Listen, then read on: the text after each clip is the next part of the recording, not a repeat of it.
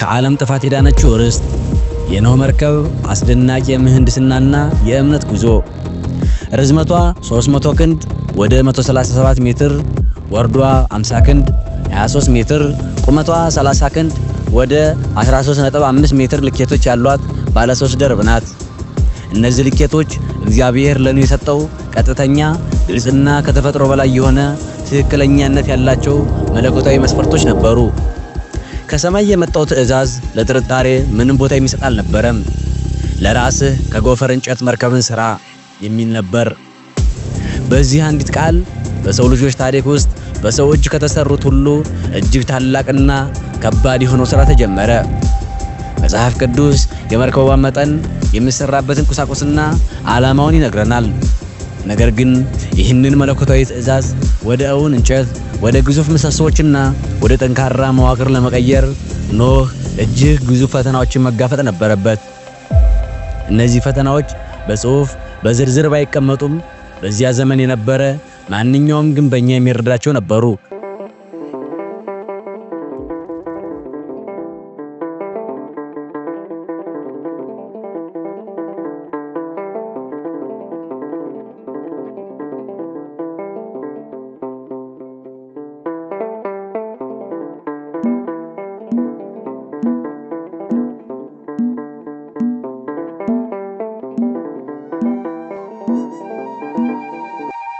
ሁሉም ነገር የሚጀምረው ብዙዎች ከማያስተውሉት ነገር ነው። ይኸውም የመርከቧ ማረፊያ ቦታ ወይም መሬቱ ነው። 137 ሜትር ርዝመት ያለውን ግዙፍ መዋቅር በዘፈቀደ ቦታ መገንባት አይቻልም። ሰፊ፣ ጠንካራና የማይናወጥ መሬት ያስፈልጋል። ከአደገኛ ተዳፋት የራቀና ለግንባታው ግብአት የሚሆኑ የጎፍር ዛፎች ወደሚገኙበት ደን የቀረበ መሆን አለበት። እስኪ ኖህ መሬቱን ሲቃኝ በዓይነ ሕሊናችሁ ተመልከቱት። አፈሩን ሲመረምር፣ የመሬቱን ጥንካሬ ሲለካ፣ የዛፎቹን ቅርበትና የቦታውን ምቹነት ሲያሰላ ይታያችሁ። ይህን የሚያደርገው ያለ ዘመናዊ ማሽኖች፣ ያለ መሐንዲሶች እርዳታና ያለ ካርታ ነበር። በልቡ በነበረው መለኮታዊ ጥበብ፣ በተግባራዊ ዕውቀትና በእምነት ብቻ እየተመራ ነበር። ትክክለኛውን ቦታ ሲያገኝ የመጀመሪያውን ምዕራፍ ጀመረ። እሱም ትልልቅ ድንጋዮችን መፍለጥ፣ የዛፍ ስሮችን መንቀል፣ እያንዳንዱ ሜትር መሬት ማስተካከልና በሺዎች የሚቆጠሩ ቶን እንጨቶችን መሸከም የሚችለውን ያህል አፈሩን መጠቅጠቅ ነበር። ይህን ሁሉ ያደርግ የነበረው በቀላሉ በሚሰበሩ የጥንት መሳሪያዎች ቢሆንም ከውስጡ የሚገፋው ኃይል ግን ከእግዚአብሔር ቃል የመነጨ ነበር። ወደ ታሪኩ በጥልቀት ከመቀጠላችን በፊት ለዚህ ቻናል አዲስ ከሆናችሁ ሰብስክራይብ በማድረግ ቤተሰብ ይሁኑ። ቪዲዮውን ላይክ በማድረግ ይህን አስደናቂ ታሪክ እንድንቀጥል አበረታቱን። ለኖህ ስራውን ይበልጥ ፈታኝ የሚያደርገው ሌላ ነገር ደግሞ ከምድር የሚወጣው ቋሚ እርጥበት ነበር። ኦሪት ዘፍጥረት ምዕራፍ 2 ቁጥር 6 ላይ እንደሚያስረዳው በዚያን ጊዜ ዝናብ ከሰማይ ይዘንብ ነበር፣ ነገር ግን ጉም ከምድር ትወጣ ነበር፣ የምድርንም ፊት ሁሉ ታጠጣ ነበር። ይህ ማለት አፈሩ በተፈጥሮ ዘወትር እርጥብ ነበር ማለት ነው። እርጥብ አፈር ደግሞ ቶሎ ወደ ጭቃነት ይቀየራል። መሳሪያዎች ይንሸረተታሉ፣ እንጨቱ እርጥበትን ይመጣል፣ መሬቱም ተዳፋትና እጅግ አደገኛ ይሆናል። ስለዚህ ኖህ በግንባታው ቦታ ዙሪያ ትናንሽ ቦዮችን በመቆፈር ከምድር የሚወጣው ውሃ የሥራውን ቦታ እንዳያበላሸው የውሃ ማፍሰሻ ዘዴዎችን ሳይጠቀም አልቀረም። የሰማይ ዝናብ ሳይሆን የምድር እርጥበትን ትልቅ ፈተና ነበር። እርሱ ይህን ሁሉ ድካም ሲደክም ሰዎች በዙሪያው እያለፉ ይመለከቱትም ነበር። አንዳንዶቹ ይስቁ ነበር፣ ሌሎቹ ደግሞ እርስ በእርስ በሹክሹክታ ያወሩ ነበር። እንዲህ ያለውን ግዙፍ መሬት ለምን ይሆን የሚያስተካክለው እያሉ ይጠይቁ ይሆናል። ኖህ ግን መልስ አልሰጠም። ምክንያቱም እርሱ የሚገነባው በሰው አመክንዮ ሳይሆን በመለኮታዊ መመሪያ ነበር። መሬቱ በመጨረሻ ጠንካራ፣ ጠፍጣፋና ለሥራ ዝግጁ ሲሆን ሌላ አዲስ ከባድ ፈተና መጣበት። ይኸውም ለዚህ ግዙፍ መዋቅር የሚሆን እንጨት ማሰባሰብ ነበር። መጽሐፍ ቅዱስ ከጎፈር እንጨት መርከብን ሥራ ይላል። የጎፈር ዛፎች ትናንሽ ግንዶች አልነበሩም። ግዙፍ፣ ጠንካራና ክብደት ያላቸው ለእንዲህ አይነት ታላቅ ሥራ የሚመረጡ የዛፍ አይነቶች ነበሩ። እንዲህ ያለውን ግዙፍ ዛፍ በጥንታዊ መሳሪያ መቁረጥ እጅግ ያላገ ጉልበት፣ ትዕግስትና ጽናት ይጠይቃል። በመቶዎች የሚቆጠሩ ዛፎችን መጣል በየቀኑ የሚደረግ የትዕግስት ሂደት ነበር። ኖህና ልጆቹ የዛፎቹ መውደቅ ድምፅ በጫካው እስኪስጋባ ድረስ ሰሩ።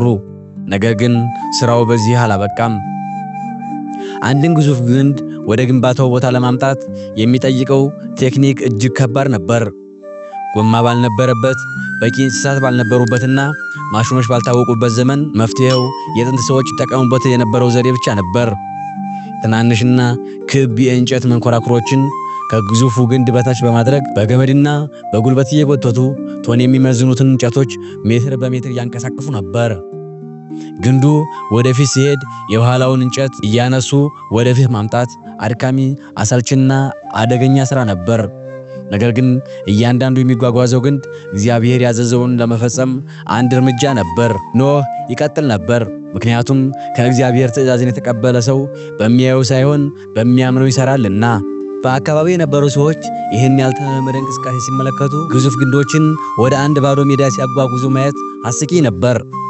ብዙዎች ማሾፋቸው፣ ሌሎች መጠራጠራቸው ተፈጥሯዊ ነበር። ነገር ግን ኖህ በሰው ዓይን ስለማይመራ ስራውን አላቆመም።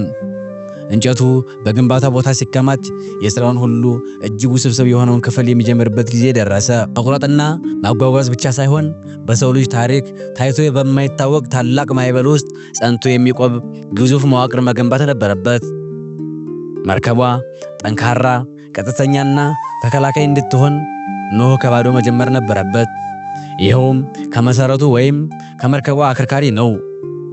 መጽሐፍ ቅዱስ ሂደቱን በዝርዝር ባይገልጽም ነገር ግን ማንኛውም ጥንታዊ ግንበኛ እንደሚረዳው የዚህን ያህል መጠን ላለው መዋቅር የመርከቧን ወልወል፣ 3 ደርቦችና የሚጫነውን ቶን የሚመዝን ሸክም መሸከም የሚችል እጅግ ረዥምና ጠንካራ ማዕከላዊ ምሰሶ ያስፈልጋል። ነገር ግን እዚህ ጋር አንድ ችግር አለ። የትኛውም ዛፍ ቢሆን 137 ሜትር ርዝመት ሊኖረው አይችልም። ይህ ማለት ኖህ በርካታ ግዙፍ የምሰሶ ግንዶችን አንድ በአንድ መቀጠል ነበረበት። አንድ ወጥ ቀጥተኛና ጠንካራ መስመር መፍጠርም ነበረበት። ይህ ሥራ ጥበብን፣ ትክክለኛነትንና ትዕግስትን ይጠይቅ ነበር። እነዚህ ምሰሶዎች በጥንቃቄ ተጠርበው እርስ በእርስ በመቆለፍ እንደ አንድ አካል እስኪሆኑ ድረስ ይጠብቁ ነበር። እነዚህን መገጣጠሚያዎች ለማጽናት ደግሞ ጠንካራ የእንጨት ችንካሮች ይገቡባቸው ነበር። ይህም ማዕበሉ በሚመታበት ጊዜ መርከቧ እንዳትነጣጠል ያደርጋል። የመርከቧ አከርካሪ ሲጠናቀቅ ሌላ አስደናቂ ሥራ ተከተለ። እርሱም የመርከቧን ጎኖች ማቆም ነበር። እነዚህ ከጎንና ከጎን የሚነሱ ለመርከቧ ቅርጽ የሚሰጡ የታጠፉ ምሰሶች ናቸው። ኖህና ልጆቹ እንጨቱ በተፈጥሮ እየታጠፈ ከአከርካሪው ጋር እንዲያያዝ የሚያስችል ጥበብ ተጠቅመዋል። ኖህና ልጆቹ ሲጎትቱ፣ ማዕዘኖቹን ሲያስተካከሉ፣ እያንዳንዱን ኢንች ሲፈትሹ ይታያችሁ። አንድ ጎን እንኳን ቢዛባ የመላው መዋቅር ሚዛን ይበላሻል። ስለዚህ ከጫፍ እስከ ጫፍ የተወጠሩ ገመዶችን እንደ መመሪያ ድንጋዮችን ደግሞ እንደ ቱምቢ ወይም ማገጣጠሚያ በመጠቀም ሂደቱን በመቶዎች ለሚቆጠሩ ጊዜያት ደጋገሙት። የመርከቧ አጽም መቆም ሲጀምር እይታው እጅግ አስደናቂ ነበር። ባህር በሌለበት ምድር ላይ እንደ ዘመናዊ ሕንፃ የሚቆጠር ግዙፍ የእንጨት መዋቅር በቀላል መሳሪያዎችና በሰው እጅ የተገነባ ነበር። ከዚህ በኋላ ወሳኝ የሆነው የመርከቧን ቀዳዳዎችን የመድፈንና የማልበስ ሥራ መጣ። ውብ መዋቅር መገንባት ብቻ በቂ አይደለም፣ ውሃ የማያስገባ መሆን አለበት። እግዚአብሔር ስለዚህ ጉዳይ ቀጥተኛ ትእዛዝ ሰጥቷል። ከውስጥም ከውጭም በቅጥራን ለብጣት። ዘፍጥረት ምዕራፍ 6 ቁጥር 14። ይህ ዝርዝር መመሪያ ጥልቅ ትርጉም አለው። ቅጥራን ከምድር የሚገኝ ፈሳሽ ሙጫ ሲሆን ተፈልቶ ወፍሮና በሙቀት ሳለ መቀባት አለበት። ይህ ሲደርቅ እንደ ድንጋይ ጠንካራና ውሃ የማያስገባ ሽፋን ይፈጥራል። ነገር ግን ከውጭ ብቻ መቀባት በቂ አልነበረም። እንጨት ከጊዜ በኋላ እርጥበትን የመምጠጥ ባህሪ ስላለው ትንሽ ቀዳዳ እንኳን ሁሉ ሊያበላሽ ይችላል። ስለዚህ ኖህና ልጆቹ ለቀናት ምናልባትም ለሳምንታት እያንዳንዱን ስንጥቅ፣ እያንዳንዱን መገጣጠሚያና ከውስጥ ከውጭም ሲለብጡ አሉ። እያንዳንዱ ሽፋን ቀጣዩ ከመቀባቱ በፊት መድረቅ ነበረበት። በመጨረሻም የመጨረሻው ክፍል ተለብጦ ሲያልቅ መርከቧ የእንጨት መዋቅር መሆኗ አብቅቶ በሰው ልጆች ታሪክ ታይቶ የማይታወቅ ማዕበል የተዘጋጀ አየርና ውሃ የማታስገባ ማዳኛ ሆነች። ቀጣዩ ደረጃ ደግሞ እንደ ውጫዊ መዋቅር ሁሉ እጅግ አስፈላጊ ነበር። ይኸውም ሕያዋን ፍጥረታትን ለማሳረፍ የውስጡን ክፍል ማደራጀት ነበር። መጽሐፍ ቅዱስ ማደሪያዎችን አድርግ ይላል። መርከቧ ባዶ አዳራሽ አልነበረችም። ሥርዓትን፣ ደህንነትንና መረጋጋትን ለመጠበቅ በጥንቃቄ የታቀዱ ትናንሽ ክፍሎች ነበሯት። መጽሐፍ ቅዱስ ዝርዝር ፕላኑን ባይሰጥም ኖህ በተግባራዊ ጥበብ እንዴት እንዳደራጀው መገመት እንችላለን። የመርከቧ ሚዛን ለመጠበቅ እንስሳቱን በክብደትና በመጠን መለየት ግድ ነበር። በታችኛው ደርብ እንደ ዝሆን፣ ጉማሬና ትልልቅ እንስሳት ያሉት ከባድ ፍጥረታት ይቀመጣሉ።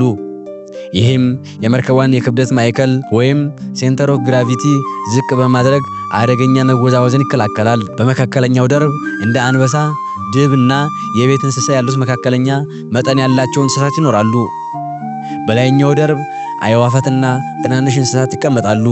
ይህም ለአየር ዝውውር ቅርብ ስለሆኑና ክብደታቸው ቀላል ስለሆነ ነው።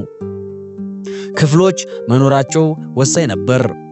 ያለ እነርሱ አዳኝ ከታዳኝ ጋር ይቀላቀላል።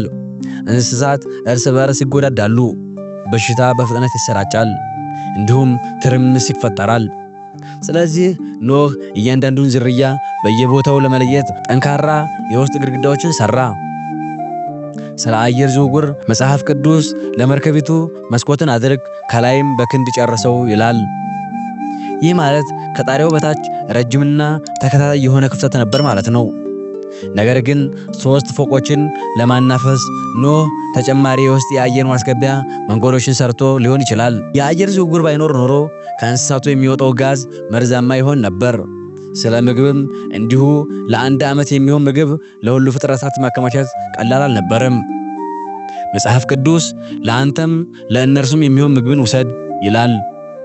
ድርቆሽ፣ እህል፣ የደረቁ ፍራፍሬዎች፣ ስሮችና በገንቦ የተያዘ ውሃ ሳይቀር በስርዓት መደርደር ነበረበት።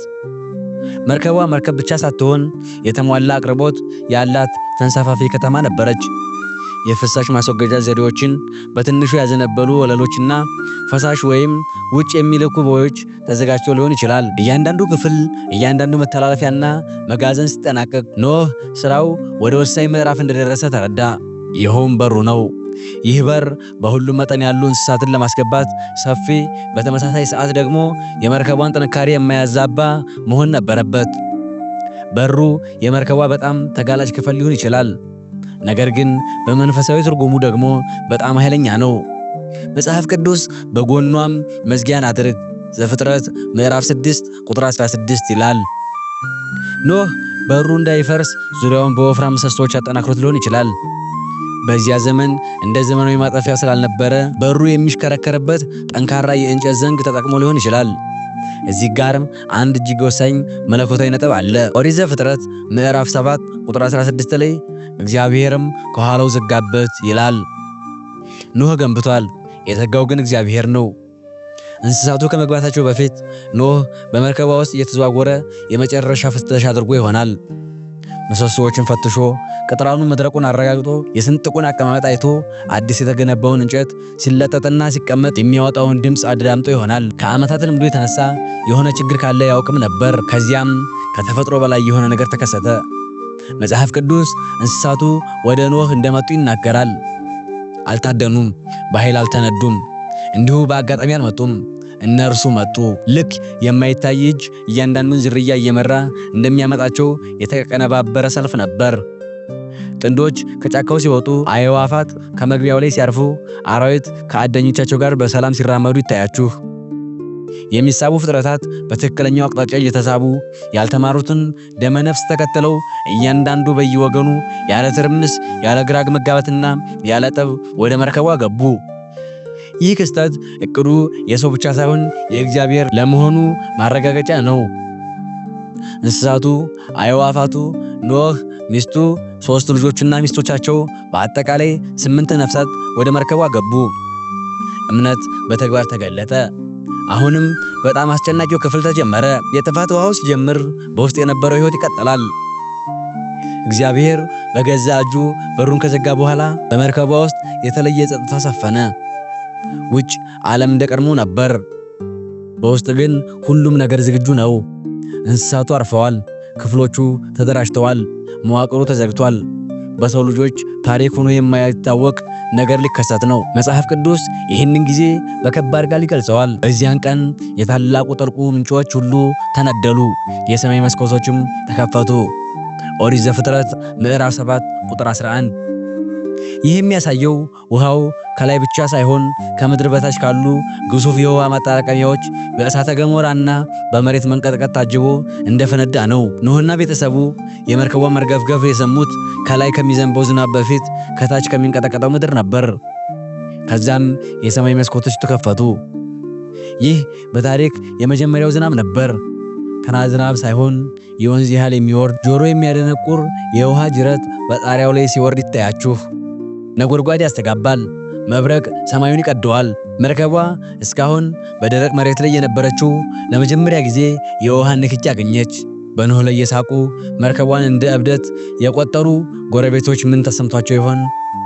መጽሐፍ ቅዱስ ስሜታቸውን ባይገልጽም መገመት ቀላል ነው። ባልታወቀው ዝናብ መጮህ፣ በፍጥነት በሚሞላ ውሃ መደናገጥ፣ ሰዎች በድንጋጤ ሲወጡና መሸሸጊያ ሲያጡ ይታያል። በፊት እብደት የመሰላቸው እምነት አሁን ብቸኛው መዳኛ ሆኖ ታያቸው። ውሃው ጨመረ። ግዙፍና ከባድ የመርከብ ወለል ከመሬት ተላቆ መንሳፈፍ እስኪጀምር ድረስ ከፍ አለ። ለኖህና ለቤተሰቡ ይህ በቃላት የማይገለጽ ስሜት ነበር። እንጨቱ ሲንገጫገጭ፣ ወለሉ ሲንቀጠቀጥ፣ ውሃው በጎኑ ሲላተም መርከቧ ለመጀመሪያ ጊዜ ከመሬት ተነስታ ስትንሳፈፍ ያቺ መርከብ መሪ ወይም መቅዘፊያ ያስፈልጋትም ነበር። ምክንያቱም መሪዋ እግዚአብሔር ነው። መጽሐፍ ቅዱስ ውሃውም በምድር ላይ እጅግ በጣም አሸነፈ ይላል። ተራሮች ጠፉ፣ ከተሞች ተጠሙ፣ ዛፎች ተነቅለው ዋኙ። የጥንቱ ዓለም በኖህ ቤተሰቦች አይን ፊት ተደመሰሰ። በመርከቧ ውስጥ ግን የራሱ የሆነ ዓለም ነበር። ውጭ ሞት ነግሷል፣ ውስጥ እግዚአብሔር ሕይወትን ጠብቋል። ልዩነቱ ፍጹም ነበር። የዝናቡ ድምፅ ከ40 ቀናት በኋላ ቆመ። ነገር ግን ውሃው አልጎደለም። መጽሐፍ ቅዱስ ውሃውም 150 ቀን በምድር ላይ አሸነፈ ይላል። ዝናብ ባይኖርም ውሃው ተራሮችን፣ ሜዳዎችንና ሸለቆዎችን ሸፍኖ ይናወጥ ነበር። በመርከቧ ውስጥ ጊዜ የቆመ ይመስላል። በየቀኑ ስራ አለ። እንስሳትን መመገብ፣ ማጽዳት፣ ምሰሶዎችን መፈተሽ፣ መጸለይና መጠበቅ።